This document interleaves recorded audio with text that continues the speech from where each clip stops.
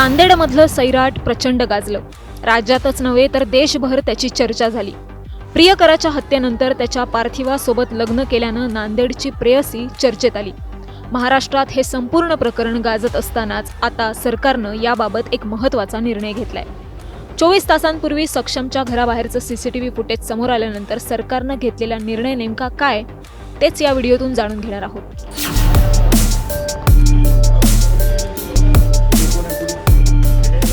नांदेडमध्ये आंतरजातीय प्रेम प्रकरणातून हत्या करण्यात आलेल्या सक्षम ताटेच्या कुटुंबाला आणि त्याच्या प्रेयसी आचल मामिडवार हिला पोलीस सुरक्षा देण्यात आली आहे। सक्षम ताटे याच्या घराबाहेर 2 शस्त्रधारी पोलीस कर्मचारी तैनात करण्यात आले।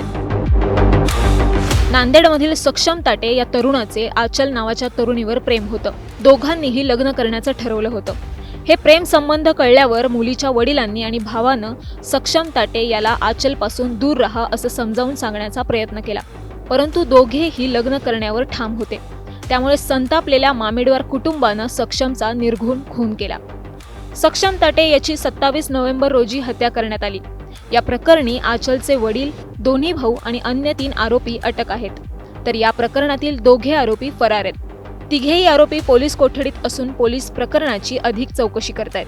दरम्यान सक्षमच्या कुटुंबाला धोका असून सुरक्षा देण्याची मागणी आचलने केली होती।